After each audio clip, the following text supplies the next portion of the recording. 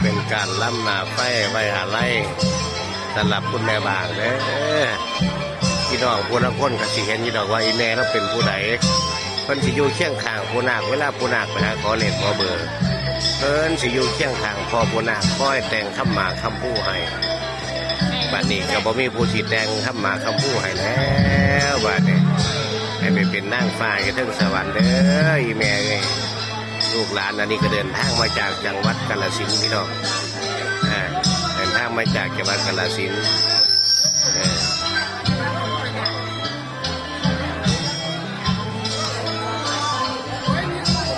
สำหรับอายุเล่าแล้วก็ยังเดียวพอผู้นาคสิลงให้ถ่ายคลิปเด้อพี่น้องเด้อ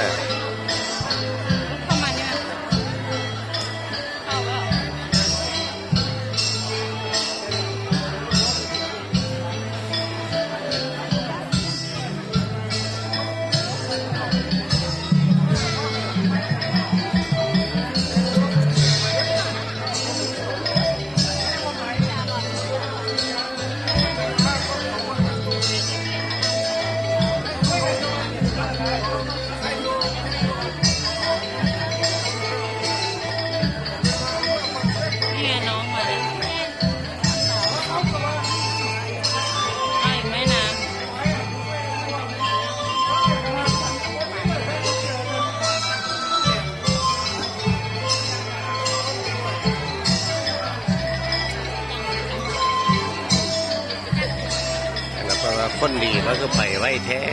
บัดคนซัวๆมันก็นั่นไปเลยพี่น้องเบิดแนวสิว่าผู้น่าก็ได้ตื่นตันนะพี่น้องนะลูกหลานอยู่กาฬสินธุ์ได้ยินข่าวกับมาพี่น้องนี่แหละคนงามความดีคนหลายได้พี่น้องเบิ่งท่านนี้เด้อญาติพี่น้องแม่เบิ่งยูทูบเบอร์ต่างๆพี่น้องครับขอบคุณมากนะครับสำหรับนางฟ้านางหลับน้องคนที่สวยกว่าท้องงามเนาะผมแล้วที่เอามาให้ท่านลูกถ่ายรูปให้เขาเลยวันนี้แม่น้องแพนกับน้องพิมพ์นะพี่น้องสองคนที่ไปไซพจิไปน้ำกันดอกเนี่ยน้องแพนนี่กับแม่บางไปขอเรียกอยู่ไซก็สิไปน้ำกันพี่น้องเมื่อนี้ก็มาส่งอะไรย่ายเป็นแค่สุดท้ายพี่น้องได้เป็นแค่สุดท้ายเราพี่น้องเนาะห้องกาลีเขียนข้อสวดน้ำตื่นมือเศร้าเห็นหน้าจังหวะนั้นมีอีหยังเก็บกำไว้สมบัติหลายของมีค่าบาปว่าไปเอาไปนั่งบ่ได้คงเหลือไว้มันสิเอา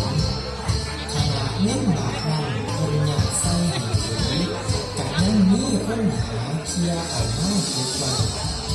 ห้องอยู่ในไก่ลาให้ยกบุญเอาไว้เพิ่มพาล้มขุมอบายห้องนั่นสิได้สอยสู้ผู้ฟังเถิดผู้ฟังเถิด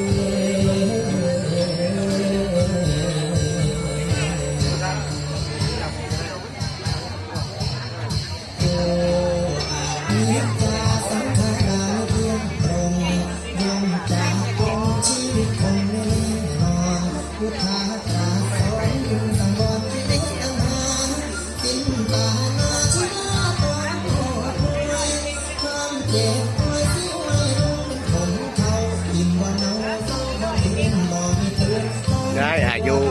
63 ปีนะพี่น้องเด้อเกิดปีพศ 2505พี่น้องย่ายเพิ่น63 ปีพี่น้องผู้เราคนว่าบ้านเล็กที่ใหม่เพิ่นนี่บ่มีเด้อพี่น้องเด้อบ่มีมันไปเปิดเพิ่นแล้วพี่น้องบ่มีเด้อ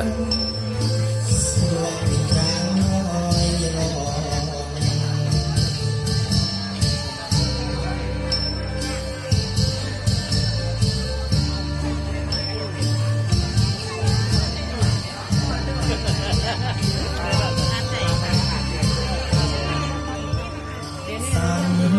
อันนี้คือน้องพิมพ์นะครับ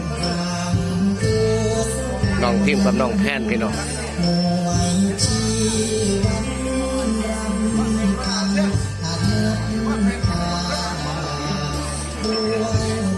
ได้เพิ่นเสียเมื่อวันที่18ได้พี่น้องเด้อร่วมสิริอายุได้แล้ว63ปีพี่น้องเอาขออนุญาตบัตรคำลงเด้อพี่น้องเด้ออายุเพิ่น63ปีเกิดปี2505พี่น้องเอาขออนุญาตบัตรพี่น้องเด้อ